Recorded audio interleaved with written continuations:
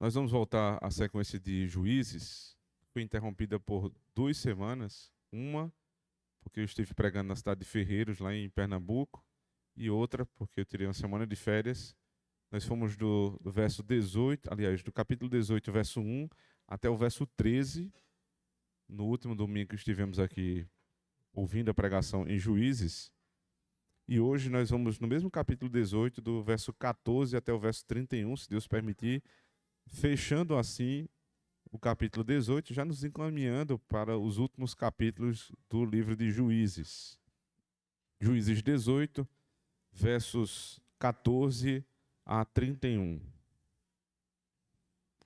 Diz assim a palavra de Deus.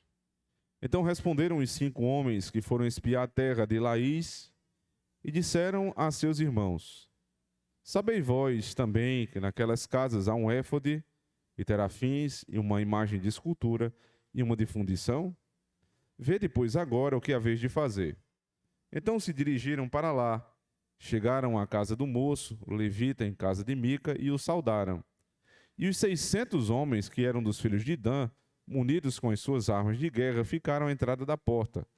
Porém, subindo os 5 homens que foram espiar a terra, escutaram ali e tomaram a imagem de escultura, o éfode e os terafins, e a imagem de fundição, ficando o sacerdote em pé à entrada da porta com os 600 homens que estavam munidos com as armas de guerra. Entrando eles, pois, em casa de Mica, e tomando a imagem de escultura e o éfode e os terafins e a imagem de fundição, disse-lhes o sacerdote: Que estáis fazendo? E eles lhe disseram: Cala-te, põe a mão na boca e vem conosco, e sê-nos por pai e sacerdote. É melhor ser sacerdote da casa de um só homem do que ser sacerdote de uma tribo e de uma família em Israel? Então alegrou-se o coração do sacerdote, e tomou o éfode e os terafins e a imagem de escultura, e entrou no meio do povo. Assim viraram e partiram, e os meninos e o gado e a bagagem puseram diante de si. Estando já longe da casa de Mica, os homens que estavam nas casas junto à casa de Mica, reuniram-se e alcançaram os filhos de Dan, e clamaram após os filhos de Israel, os quais viraram os seus rostos e disseram a Mica: Que tens que tanta gente convocaste? Então ele disse: Os meus deuses que eu fiz, me tomastes. Juntamente com o sacerdote, o partistes.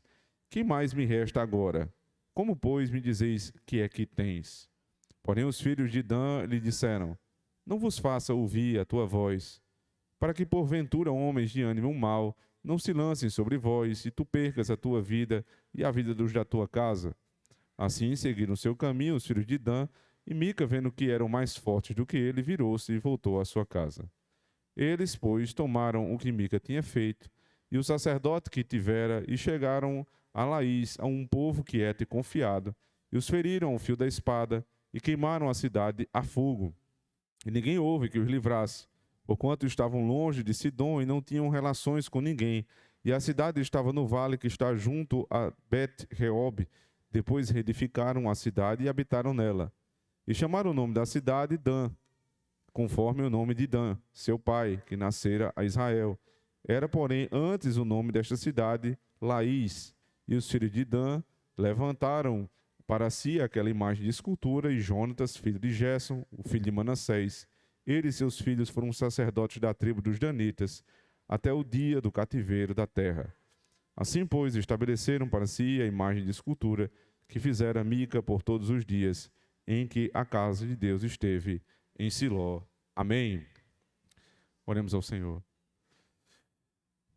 Nosso Deus e Pai, nós te pedimos mais uma vez que pela tua misericórdia e graça o Senhor fale conosco esta manhã. Que o Senhor me use, Senhor Deus, de maneira clara, profunda, ao mesmo tempo de uma forma simples, Senhor Deus, a fim de que o teu povo te conheça melhor. E assim, Senhor Deus, mudando a nossa mente, o nosso coração, as nossas atitudes também sejam transformadas à semelhança de Cristo. Que tudo convija, Senhor Deus, para o objetivo maior da pregação, que é a exortação e edificação dos crentes e a salvação daqueles que não te conhecem. Usa-me, Senhor Deus, apesar de mim mesmo, tendo misericórdia deste povo. No poder de Cristo, nosso Senhor, nós te pedimos. Amém. A idolatria ela tem, por natureza, o fato de ser sutil na sua forma de enredar um povo, de levar um povo por um certo caminho. A idolatria, ela não se apresenta como tal. Ninguém chega para você e diz assim: abandona o teu Deus e me segue. Não é assim. Ela tem uma forma sutil. É um rapaz bem abençoado, muitas vezes um trabalhador, um homem aparentemente honesto, mas que não serve a Deus, que propõe um namoro e um casamento com uma moça crente.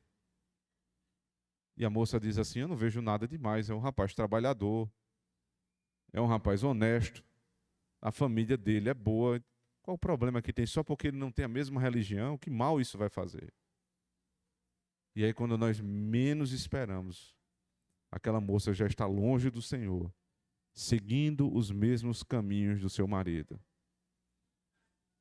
A idolatria, ela se apresenta também, não com uma proposta: deixe uma igreja bíblica e se apegue, por exemplo, ao catolicismo romano cheio de imagens. Não. A idolatria ela vai se apresentando de outra forma. Veja, vocês estão numa igreja que é nova, que foi fundada um dia desse. Nós estamos numa igreja que é uma igreja que está desde os primórdios da fé cristã, onde as coisas são mais estruturadas, onde a tradição, onde existem muitos sacramentos, pompa em circunstância no culto, onde há os doutores da lei, onde há prescrição para tudo, é uma coisa muito mais segura. É assim que a idolatria vai enredando os crentes e muitos vão deixando uma igreja bíblica por uma igreja apóstata. É assim que as coisas vão acontecendo. E quando nós menos esperamos, nós já não estamos mais nos caminhos de Deus. Estamos entregues à idolatria. E o mundo ele vai reverberando esse pensamento, essa estratégia de muitas formas. 2 exemplos foram dados aqui, mas muitos são os outros. Em nossos dias, mais especificamente nas últimas semanas, um grande debate surgiu no meio da igreja a respeito de uma série que muita gente tem assistido, o nome é The Chosen. A tradução seria Os Escolhidos. Quem são esses escolhidos? Como é que eles estão sendo ali revelados, segundo essa série? Consumida por muitos crentes, debatida por alguns pastores, uns são a favor, outros são contra. E nessa série o que você tem é a figura de Cristo sendo revelada, e é um Cristo que é o Cristo que todo mundo quer ouvir. Todo mundo, eu digo, todo homem pecador quer ouvir. É um Cristo mais palatável, é um Cristo menos duro, é um Cristo que só tá ali para ajudar o necessitado, ele nunca tem uma palavra de grande exortação. É o Cristo que todo pecador quer ouvir.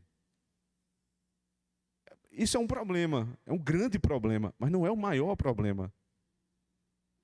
Isso é um problema porque, como eu falei, é a sutilidade da idolatria.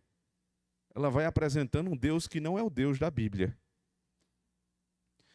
Existe um outro problema, dentro dos muitos dessa série, que diz respeito o corpo de atores que não é cristão.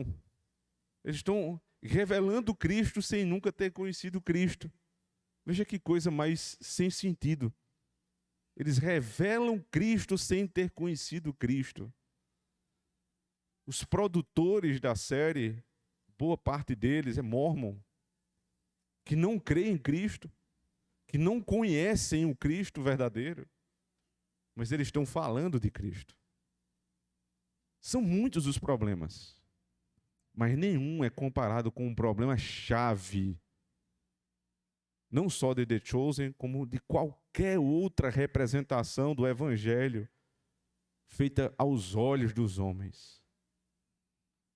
Eu poderia comparar também, contextualizando mais ainda, com a semana que nós vamos viver agora, a semana da chamada Páscoa, o que acontece aqui no estado vizinho de Pernambuco com a Paixão de Cristo. É o The Chosen ao vivo. É o The Chosen que acontece todo ano. Para vocês terem uma ideia, né, para minha vergonha, no início da minha fé, Ellen e eu, vivendo, né, e sendo membro de uma igreja presbiteriana da nossa cidade, recém-convertidos, alguns meses de conversão, a gente foi convidado para uma excursão da igreja para participar da Paixão de Cristo. Veja só, a igreja promovendo isso. E tempos depois eu fui ver, que loucura. Atores que não conhecem Cristo estavam me apresentando Cristo. Falas, né? Toda construção, seja teatral ou seja de uma série, ela precisa compor várias falas, e muitas daquelas falas não procedem da Escritura, ou seja, elas são falas criadas pelo homem, mas enxertadas na Bíblia. No caso de The Chosen, algumas falas, elas provêm de um livro dos Mormons. Falas de Cristo que não foram falas de Cristo verdadeiramente, mas que vieram do livro dos Mormons. E os crentes consumindo isso. E sutilmente, a idolatria entrando na igreja. Mas nada disso é o problema principal. O problema principal é: eles estão revelando Cristo de uma forma como Ele não ordenou. Recentemente, em um desses podcasts, entrevistas aí, um pastor estava defendendo, não, deve ser assim, porque eu devo incutir na minha mente, através daquela imagem, quem é Cristo. Porque o homem é um ser muito visível, então quando eu olho para a imagem daquele Cristo, então eu internalizo, nas minhas orações eu vou pensar naquele Cristo, nas minhas falas eu vou pensar naquele Cristo. Ele se torna um Cristo mais visível, ele é tocável. Você percebe o que ele está dizendo? É físico, é material, não é mais transcendente. Porque eu vi, porque eu posso tocar, então eu crio um Deus à minha imagem e semelhança. Foi criado. Por outro lado, a nossa herança bíblica, puritana, dizia o seguinte: eu não devo fazer um Deus de imagem, de pau, de pedra, nem de nenhum outro elemento da criação. Isso é uma grande idolatria. Mas eu não devo cair nas idolatrias sutis. Eu não devo criar um Deus na minha mente. Perceba isso. Eu não devo criar uma imagem de Deus na minha mente que não seja o Deus revelado.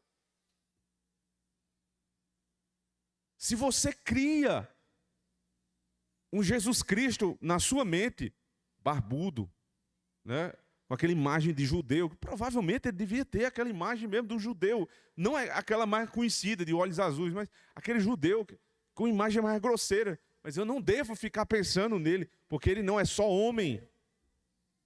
Eu preciso pensar em Cristo completo, Deus e homem. E aí qual é a representação da natureza divina de Cristo que a minha mente pode abarcar? Nenhuma. Eu vou conhecê-lo pelos seus atributos. Eu vou conhecê-lo pelos seus atos. Eu vou conhecê-lo pela sua obra. Eu vou conhecê-lo por aquilo que a Bíblia revela, não pelas imagens que eu crio na minha mente, porque eu vou cair em idolatria. Então, irmãos, banam da vida de vocês. Fujam. Proíbam seus filhos de assistir The Chosen, ou A Paixão de Cristo, ou qualquer outro tipo de representação que não seja a representação bíblica. A fé vem pelo ouvir, e o ouvir pela pregação da palavra. Isso nos basta, irmãos.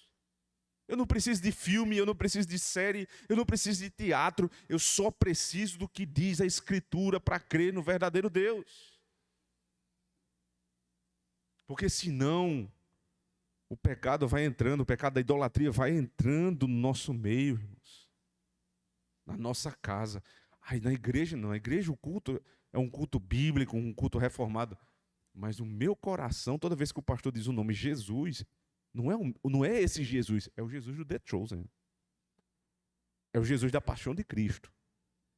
É o Jesus que eu criei no meu coração. Não é a mesma pessoa que nós estamos falando, compreende? Nós usamos o mesmo nome para falar de pessoas distintas, de deuses distintos. E nós não podemos criar representação de Deus, porque isto é pecado contra o segundo mandamento. Este é o maior de todos os motivos de não assistirmos esta e nenhuma outra série que revela a palavra de Deus, que tem a representação de Deus. E alguns vão dizer, não, mas o segundo mandamento diz que eu não devo fazer imagem de escultura para adorar, mas ali não é para fim de adoração. Ora, mas o sentido de adoração é sentido religioso, porque ele diz também, nem do que há em cima do céu, nem embaixo da terra. Então quer dizer que eu não posso fazer imagem nenhuma de um animal? Claro que não, é porque o fim é adoração. O fim é religioso. E a série se propõe a revelar um ser que é religioso. E o que é que se faz com um ser religioso se não adorar? Não caiamos neste engodo. Porque foi isso que fizeram os homens de Israel.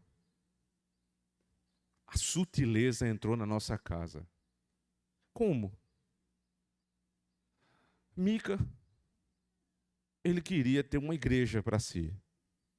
Ele já não queria ir mais até o templo de adoração. Ele disse, é muito longe, dá muito trabalho. Nós vamos ter uma igreja para nós mesmos aqui. O primeiro fundamento dessa religião que está sendo formada aqui em Juízes, no final de Juízes, que é quando já não há mais um juiz diante de Israel, mas é só rebeldia e idolatria, é o seguinte conceito. É a igreja conforme a minha imagem e semelhança. Como é que essa igreja começa? Ela é fruto do engano, do roubo e da avareza. Do engano, porque esse homem, ele enganou a mãe, ele roubou a mãe, os irmãos devem lembrar disso. Do roubo, ele rouba dinheiro da mãe. Ele roubou um pertence da mãe. E depois a mãe ter amaldiçoado o seu filho, ela volta atrás porque ele não está comigo. Aí ela diz, então vamos pegar esse recurso agora e com esse recurso nós vamos adorar a Deus. Só que ela não foi entregar na casa de Deus como oferta. Ela pegou o recurso e transformou em ídolo. Eles chamavam o ídolo do Deus de Israel. Eles oravam como se fosse para o Deus de Israel. Mas eles não adoravam como o Deus de Israel revelou. E por isso foram amaldiçoados. Mas eles falam de Jesus, pastor. Mas eles levam uma Bíblia, eles andam com a Bíblia. Mas eles não adoram como Deus revelou na sua palavra. Eles usam o nome, mas não é a mesma pessoa. Eles usam a Bíblia, mas não segundo a interpretação correta da Escritura. E eles não adoram como foi revelado. Roubo, engano, avareza. Eles querem ter o que eles não têm. E não foi dado por Deus. Agora, só que eles vão perder tudo. Veja, isso começa numa família. A idolatria, como eu falei, é você lá sozinho. Eu estou assistindo The Chosen aqui. Qual é o problema disso? Paixão de Cristo. Outro filme dessa natureza. Qual é o problema? Eu sozinho na minha casa, isso não estou fazendo nada com ninguém. Não é um problema da igreja. Ah, é? Mica começou com um problema em casa. Este problema saiu da casa dele, foi para a tribo dele. E este problema saiu da tribo dele e foi para a igreja. Para todo Israel de Deus. Começou na casa e tomou conta da igreja. A idolatria é assim. Só que agora, um outro povo, que também é de Israel, mas que está longe dos caminhos de Deus. Os irmãos já conhecem a tribo de Dan. Na verdade, é uma parte da tribo, é uma das famílias da tribo, que está em busca de terra. Veja só, esse povo é um povo reconhecidamente murmurador. Porque lá em Josué, Deus distribuiu terra para todas as tribos de Israel. E os danitas, eles ficaram chateados, porque a terra deles era meio encostada numa montanha e pequena. Aí Deus disse, mas não tem problema, vocês podem ir e buscar outra terra, eu vou ajudar vocês. E eles não foram. Eles se acomodaram com a pequena terra que tinham e não foram. Agora, percebendo que o povo cresceu e a terra não mais comportava todos os danitas, eles estão buscando Laís, que é a terra prometida para os danitas desde Josué.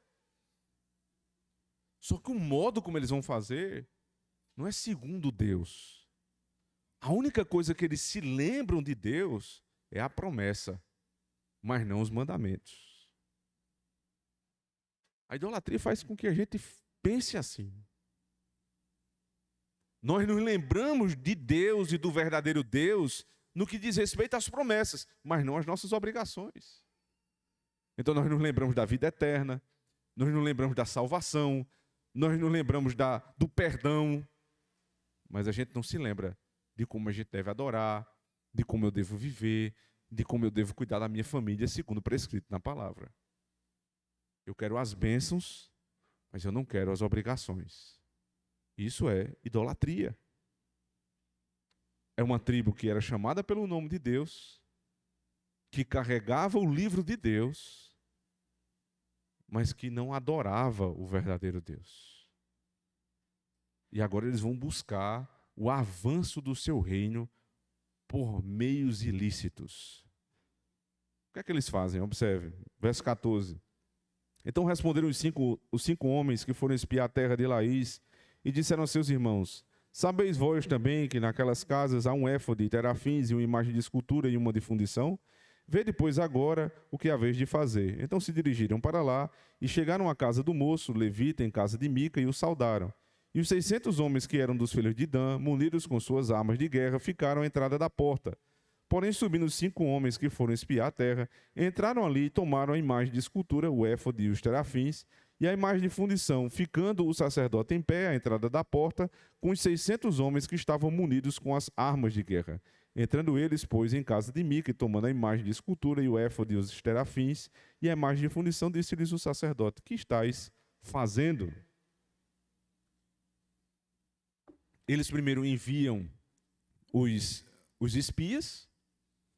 Eles aprenderam a estratégia de guerra que foi dada por Deus, de enviar primeiro espias. Eles aprenderam que era bom o avanço do reino, mas o método não era o método de Deus. Eles vão até a casa de Mica, e aqui preste atenção, o nome de Mica, né? Como é que alguém com um nome desse... Esse é um texto de grandes contrastes entre o nome das pessoas, o nome que eles carregam e o caráter delas. Mica, né? A tribo de Dan, que era uma tribo de Israel, o que eles carregam no nome que eles são. Eu vou falar de outro nome lá no final, que é chamado aquele filho de Manassés. Evitar explicar, porque senão eu vou adiantar o final. Mas esse último nome também, do filho de Manassés, é um terceiro nome que não corresponde o nome com as suas atitudes. O que é que quer dizer o nome de Mica? Mica é muito parecido com um nome muito comum no nosso meio, que é Micael. Micael. E os nomes bíblicos, os nomes em hebraico especialmente, porque isso é uma característica da língua hebraica, eles são aglutinadores.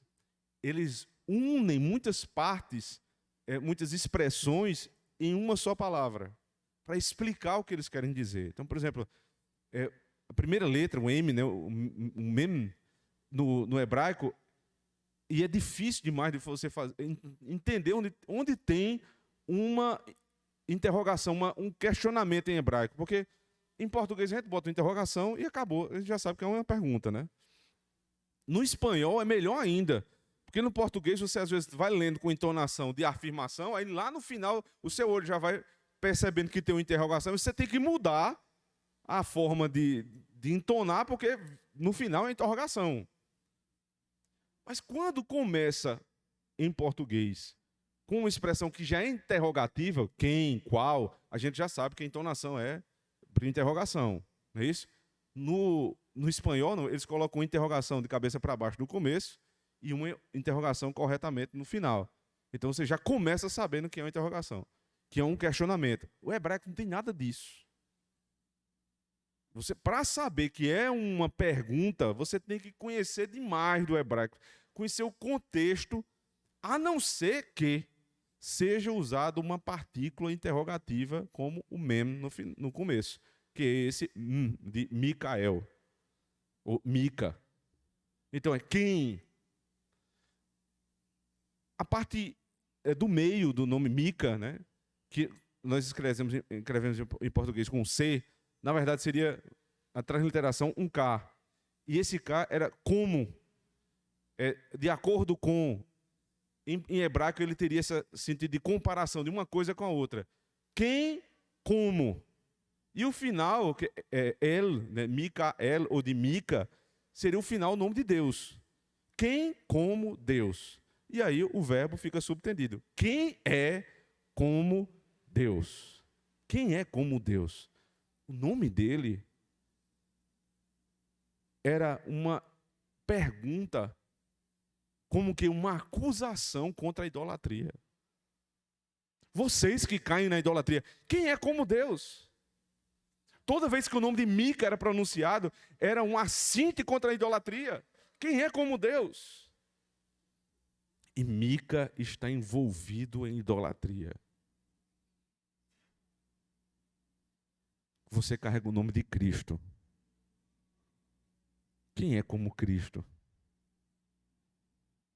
Quem é como Cristo? Por que nós nos deixamos enredar na idolatria? Carregando o nome de Cristo, como Micael, como Mica, e nós nos deixamos levar pelos pensamentos poluídos, miseráveis desse mundo. Ele diz, quem é como Deus?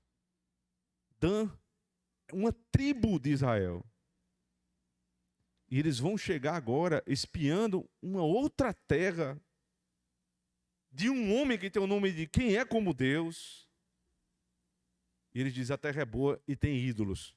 Ao invés de eles dizer assim, nós vamos lá e vamos destruir os ídolos para que Mica se livre da idolatria. Não.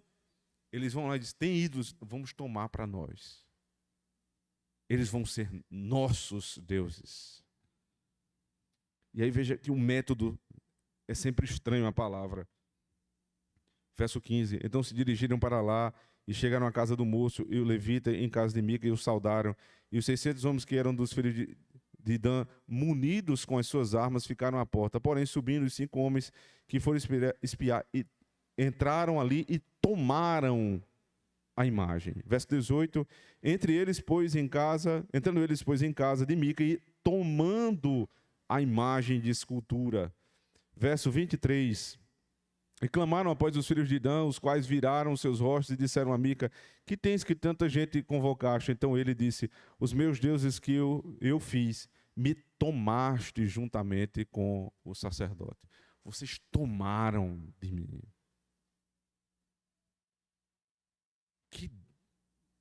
Que loucura que é a idolatria, né? Eu fiz um Deus para mim. Eu fiz um sacerdote para mim e vocês tomaram. Eu estou aqui reivindicando que vocês me devolvam o meu Deus. Agora, analisem racionalmente essa cena. Você está na igreja, e aí chega um outro povo, invade a tua igreja, não faz nada com ninguém. Mas, ao sair aquele povo, acabou a igreja, porque não tem mais o Deus. Eles levaram o Deus. Vocês estão entendendo a loucura? Eles levaram o Deus. Como é que alguém pode crer? Como é que alguém pode colocar sua confiança nisto? Em um Deus que pode ser carregado. E o argumento de Mica, que nós lemos aqui, do verso 23 em diante, é: vocês carregaram, meu Deus, o que eu fiz para mim. Eu fiz um Deus para mim, vocês carregaram para vocês. Está errado. E outra coisa, vocês levaram também o meu sacerdote, o pastor que eu comprei, vocês também carregaram. Isso não é coisa que se faz.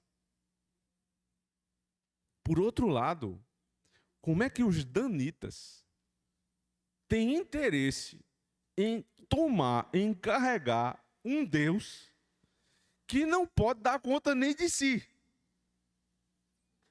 Vocês estão percebendo o tamanho da loucura?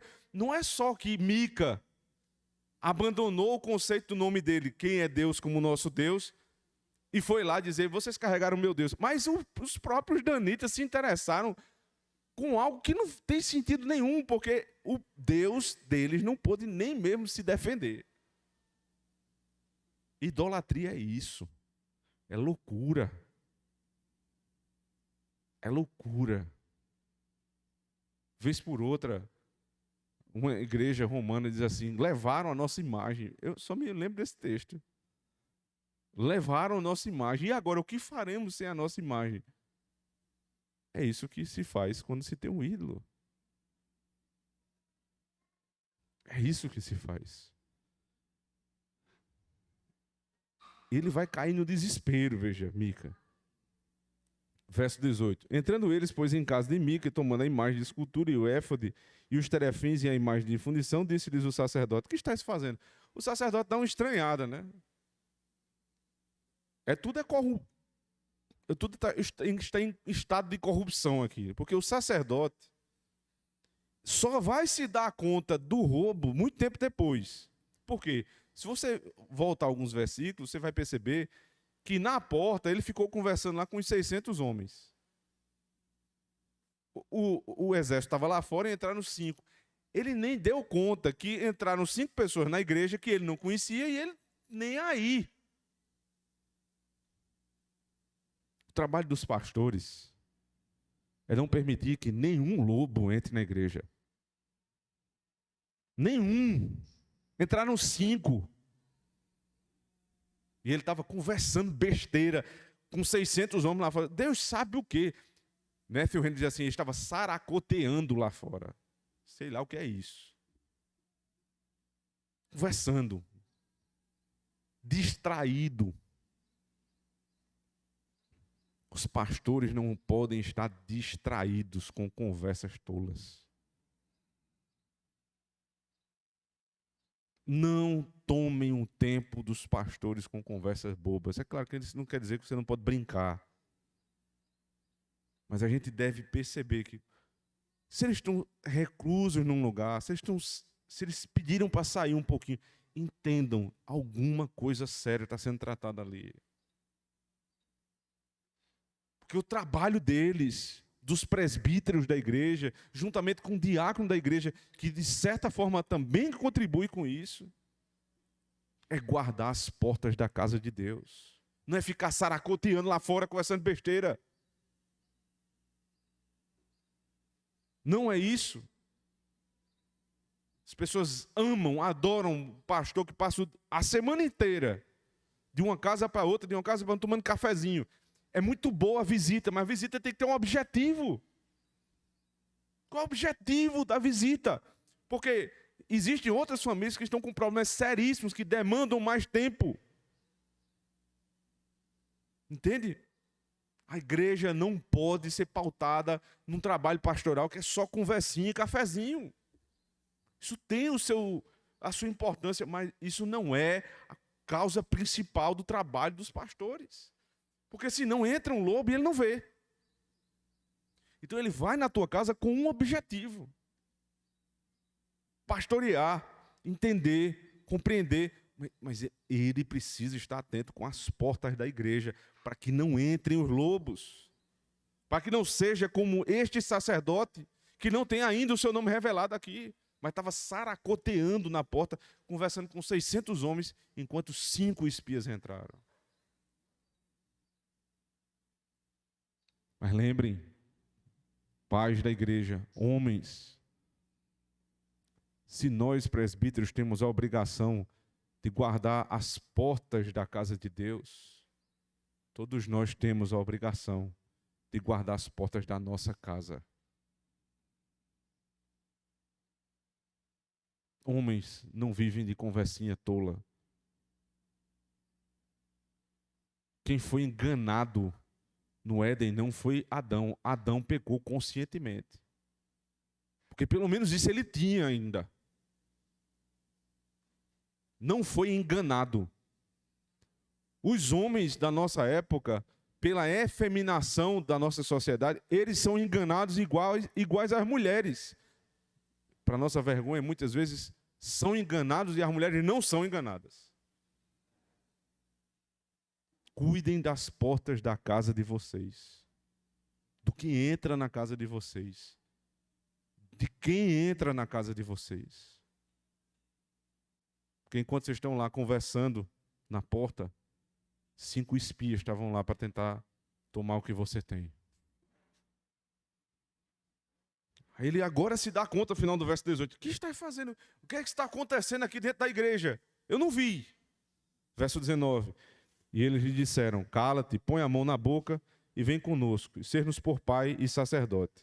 É melhor ser sacerdote da casa de um só homem do que ser sacerdote de uma tribo e de uma família em Israel. Agora, meu amigo, o lobo já entrou. E não só são 5 espias, tem 600 lá fora. O que é que o sacerdote ia fazer? Não ia fazer mais nada. Já tomaram conta da igreja. Mas ele poderia, se fosse um sacerdote de verdade, dizer, provavelmente eu perca. Provavelmente eu morra. Mas não tem problema. Eu creio num Deus que pode me fazer vencer estes 600 homens. Mas mais do que isso, eu creio no Deus que vale que eu perca a minha vida por conta do ofício que Ele me deu. Se o ofício que Ele me deu é verdadeiro, eu estou disposto a perder a minha vida para o bem desta igreja. Mas que igreja? Os irmãos lembram? No capítulo anterior, no capítulo 17, a igreja ela foi formada por meio de proposta salarial. Mica disse, fica aqui, tu está aí perambulando, sem teto, eu vou te dar um teto, eu vou te dar um salário bom e tu fica aí. E você vai ser o meu pastor. Este pastor que é comprado assim por salário, ele só diz o que o povo quer. Então veja só, verso 6 do capítulo 18. E disse-lhes o sacerdote, ide em paz, o caminho que seguis está perante o Senhor. Ele estava dizendo aos danitas, vocês estão indo bem, continue assim. Mas não foi Deus que disse isso. Mas daí? Eu estou recebendo, é para isso mesmo. É para agradar o povo e para encher a igreja. Então isso não faz sentido nenhum. Qual é o problema? Aí quando chega o perigo na igreja, quando os lobos entram na igreja, que ele diz, o que é que está acontecendo? O inimigo diz assim, veja o verso 19 do capítulo 18. Cala-te, põe a mão na boca. Ou seja, cala a boca e não fala mais nada. O primeiro argumento é esse, fica na tua, isso aqui não é mais teu. Ele fica calado. E ele vai ouvir a argumentação. O segundo ponto é, não é melhor tu ser sacerdote de uma tribo do que ser de uma família só? Ou seja, tu está aumentando, tu está crescendo no teu ministério. Tu está saindo de uma igreja pequena para uma igreja grande. Cala a tua boca e faz o que eu mando. Ora, não poderia ser mais atual do que isto. Quem começa o ministério, pensando no salário, no dinheiro que vai receber, ele é empregado da igreja. E ele só pode falar o que o conselho deixa ele falar. Mas ele vai guardando aquilo no coração até ele ter uma oportunidade. E quando tem um problema sério na igreja, que ele diz assim, rapaz, o negócio aqui está feio, vem outro e diz assim, cala a tua boca e vem para cá. Não é melhor ser pastor de uma igreja grande do que ser de uma igreja pequena?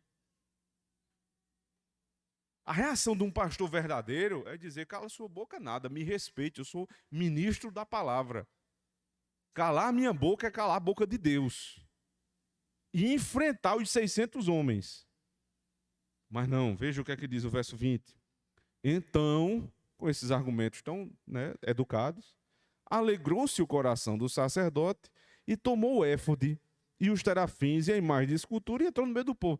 Ele não só calou a boca, como ele se alegrou. Ele disse, opa, grande oportunidade surgiu na minha vida. O comentarista diz assim, isso é o ministério motivado pela autopromoção. Na verdade, o levita ajuda apenas a si mesmo.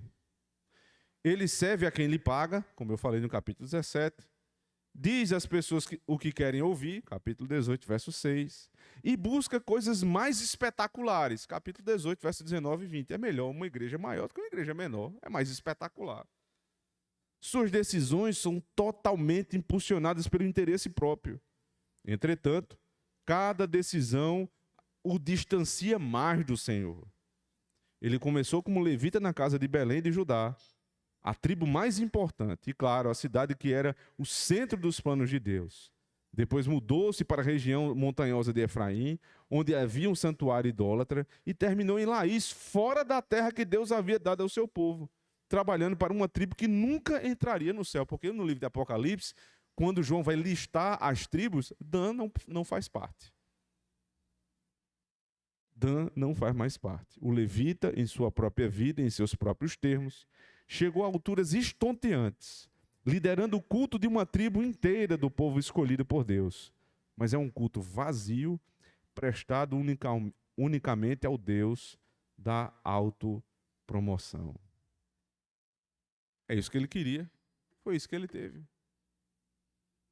Se os pastores começam o seu ministério buscando autopromoção, muitos deles vão conseguir. Vão chegar a igrejas grandes, vão angariar postos, cargos dentro da denominação que são suntuosos, coisas espetaculares, mas o culto é vazio. E o Deus deles continua sendo o Deus da autopromoção. Por isso, irmãos, é por isso. E este é um trabalho não só dos pastores, mas dos membros da igreja, que nós devemos cultivar o espírito de ministérios longos numa mesma igreja.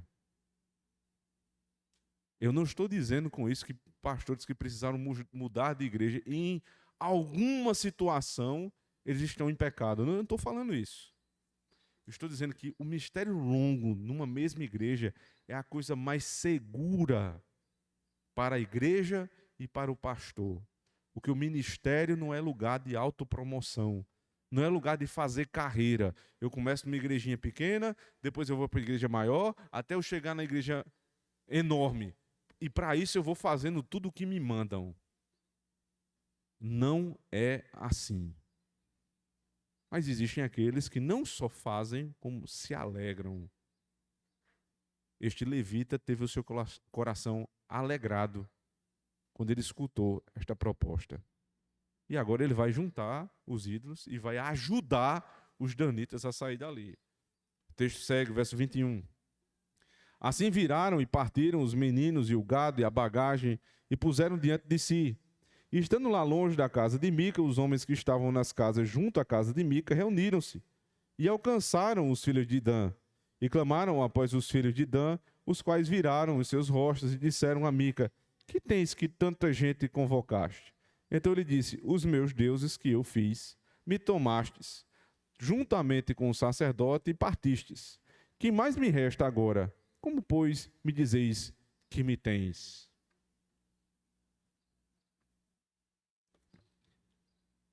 Eles Mica chega e vê que a igreja dele acabou.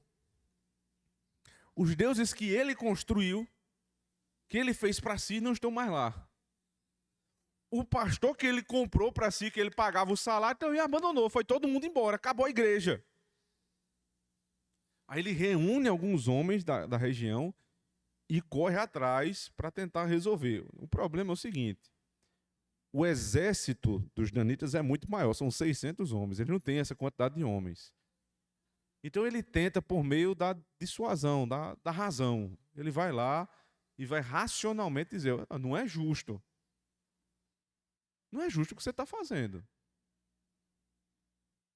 Os homens que ficavam atrás, né, e eles conseguiram alcançar a comitiva dos danitas, porque os versos anteriores disseram que eles estavam com meninos, né, provavelmente com mulheres, com gado, então a caminhada era mais lenta. Só que quem ia atrás e quem ia na frente das comitivas sempre eram os homens mais valentes, porque era para cuidar de que não houvesse invasão. Os homens lá de trás disseram: o que é isso que você está fazendo? Aí ele disse: você não está entendendo, vocês levaram minhas coisas, levaram minha igreja, meu Deus, meu pastor, e eu vim aqui conversar com vocês, isso não é justo. Aí ele diz: faça o seguinte, volta para a tua casa e não perturba a gente. Ele vai dizer isso daqui a pouco. Mas ele diz: o que é que, antes disso, né? O que é que você tem, que você está aqui, com esse monte, convocou esse monte de gente para quê? Aí ele diz: você leva tudo que eu tenho e ainda vem me perguntar o que é que eu estou fazendo aqui? Veja o que Mica está dizendo. Tudo que ele tinha eram os ídolos. Você levou a minha vida. Quando os homens estão inundados em idolatria, se alguém tira aquilo deles, é tirar a vida. Você quer fazer um teste se existe algum tipo de idolatria na tua vida? Pense aí, qual é a coisa ou a pessoa que, se você perdesse, você perderia o motivo da sua vida. E isto ou esta pessoa é o teu ídolo. Isso é verdade. E não importa se você está aqui relacionando ao teu marido, à tua esposa, ao teu filho, não importa. As coisas mais nobres da nossa vida não são a causa da nossa vida. É comum os pais dizerem: o meu filho é o motivo da minha vida. Isso está errado de muitas maneiras, né? Mas a primeira delas é: não, o teu filho não é o motivo da tua vida. O motivo da tua vida é viver para Cristo, porque Deus pode, inclusive, tirar o teu filho. E você ainda ter motivos para viver. Cuidado com o teu coração que diz: tal coisa é o motivo da minha vida. Porque nenhuma coisa e nenhuma pessoa fora Cristo pode ser tudo que nós temos. E sabe o que é melhor? Sendo isto verdade, a gente nunca vai perder o motivo da vida.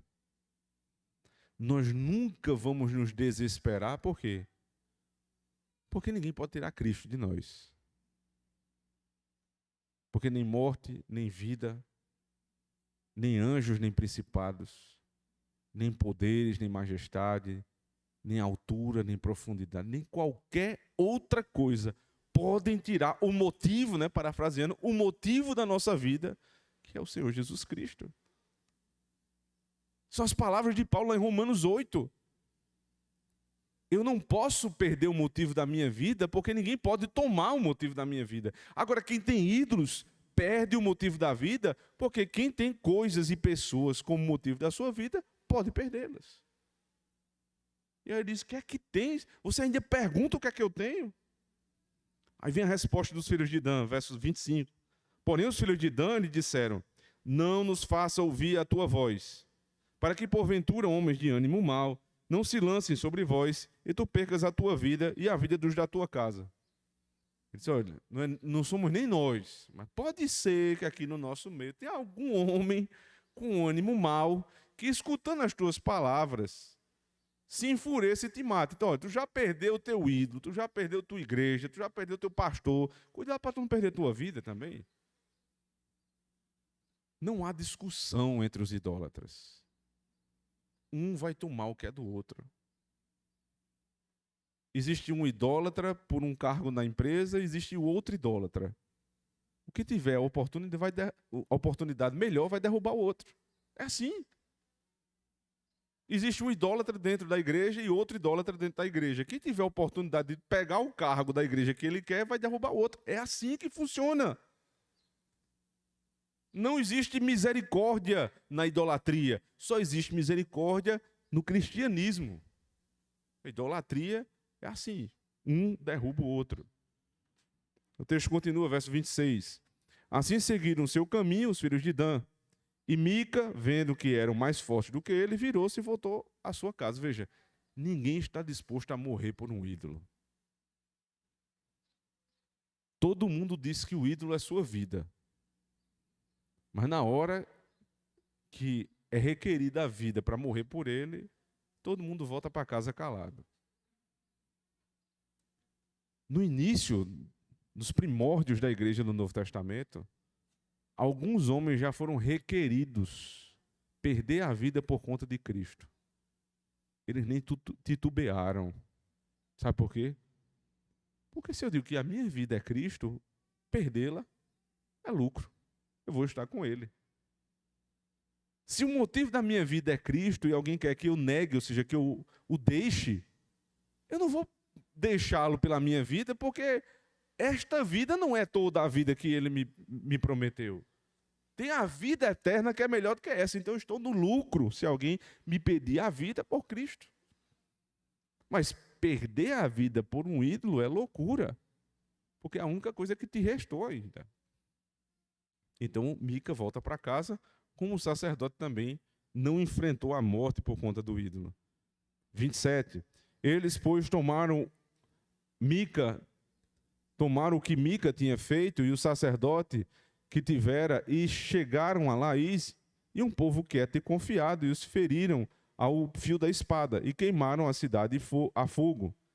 E ninguém houve que os livrasse, porquanto estavam longe de Sidom, e não tinham relações com ninguém. E a cidade estava no vale, que está junto de Bet-Reob, depois reedificaram a cidade e habitaram nela. E chamaram o nome da cidade Dan, conforme o nome de Dan, seu pai, que nascera Israel. Era, porém, antes o nome desta cidade, Laís. Eles chegaram até a terra que tinha sido prometida em Josué. E quando chegaram lá, encontraram um povo calmo e confiado. Um povo tranquilo, que não tinha relações com mais ninguém. E entraram com uma facilidade absurda. Preste atenção aqui, especialmente os homens. Além de não termos o direito de ficarmos saracoteando conversas sem sentido, perdendo tempo, nós também não temos o direito de sermos distraídos com a nossa casa. O homem nunca está calmo e confiado. O homem está sempre alerta para os perigos em relação à sua casa. Prover, irmãos, segurança é uma obrigação individual. Por amor de tudo que há de mais sagrado, não caia nessa conversa de que o Estado tem que prover segurança para você. O Estado não provém segurança nem para eles mesmos. Quantas vezes o quartel da polícia já foi assaltado? Quantas vezes delegacias já foram invadidas? Agora há pouco, o presídio federal, considerado dos mais seguros do Brasil, os dois sujeitos saíram de lá. Não existe segurança pública, só existe segurança privada, pessoal, ou seja, é obrigação de cada um promover segurança para si. E a obrigação especial dos homens promover segurança para si e para os que estão ao seu redor. Então não dá para ficar calmo e confiado hora nenhuma. Nós devemos estar sempre alertas e nunca. Você pode morar no condomínio mais luxuoso, chique, seguro da cidade. Não importa. A segurança é você que promove. Sempre alerta, sempre ligado. Porque não se confia em homens. Laís foi tomada porque os homens de Laís eram homens calmos e confiados e não tinham relações com ninguém. Olha, quando o texto ele repete essas informações, é porque ele quer que você entenda que isso é importante. Ele tinha dito lá atrás que esses homens não queriam ter relações com ninguém, agora ele volta no contexto de segurança. Eu preciso ter relacionamento com as pessoas.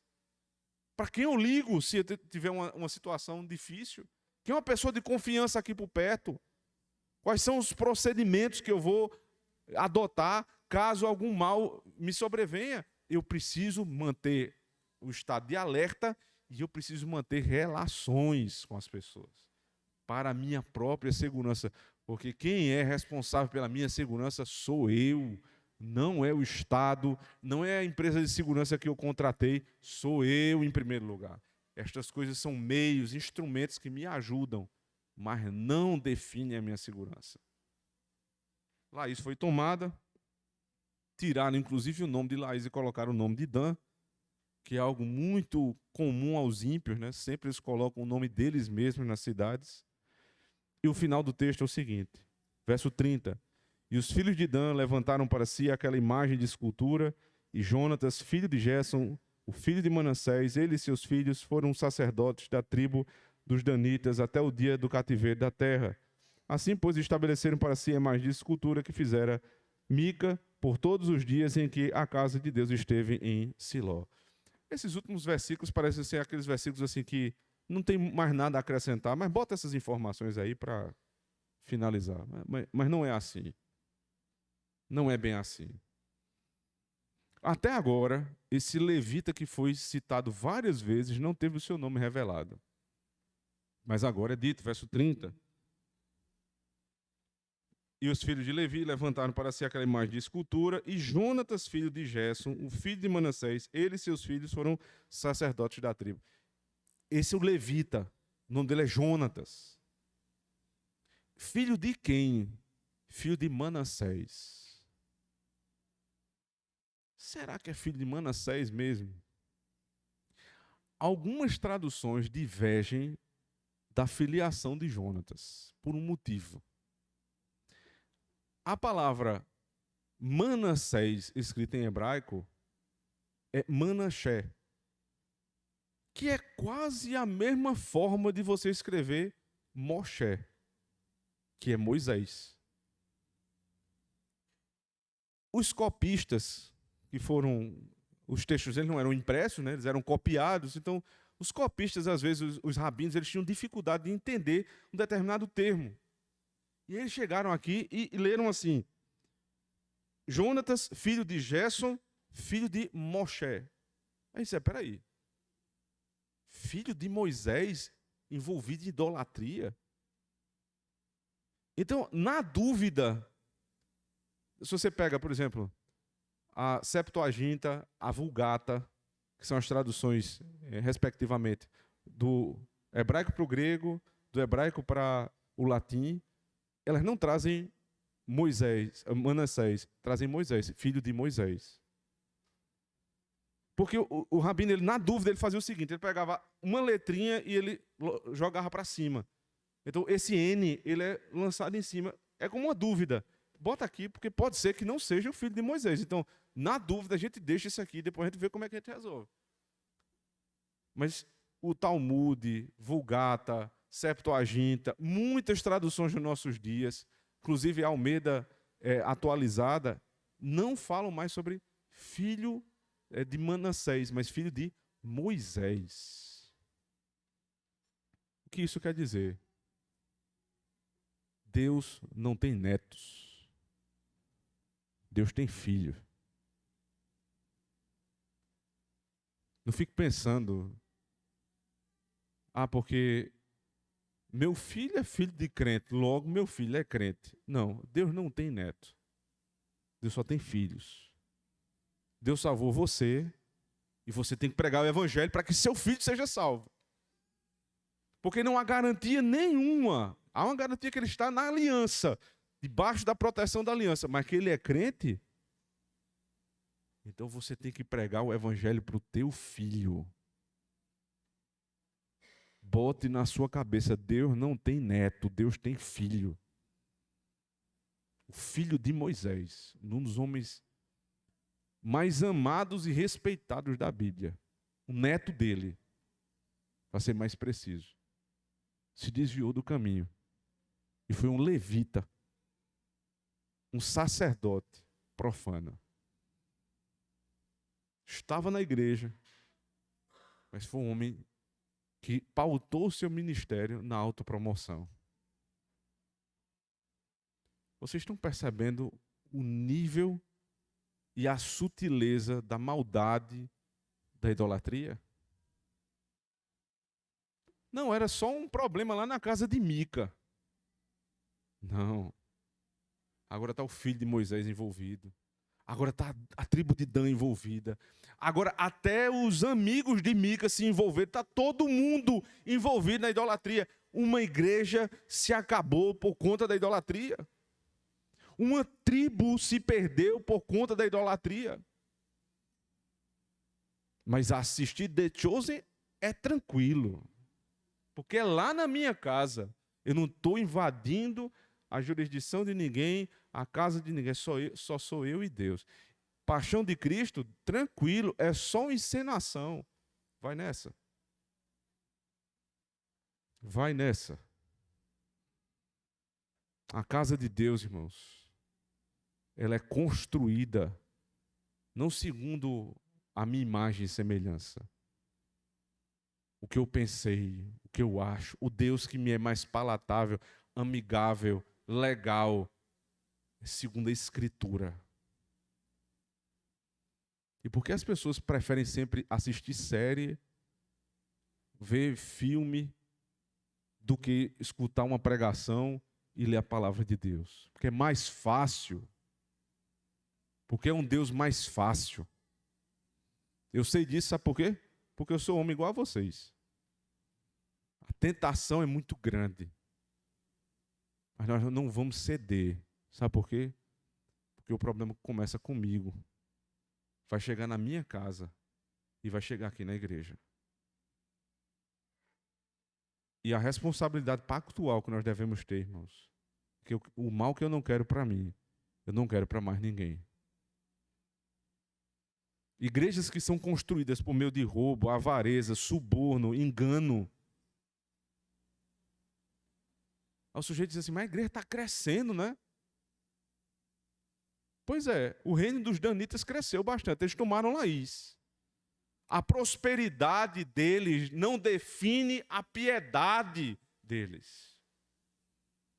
Só porque a igreja está crescendo não quer dizer que a igreja esteja indo num bom caminho. Não se iludam.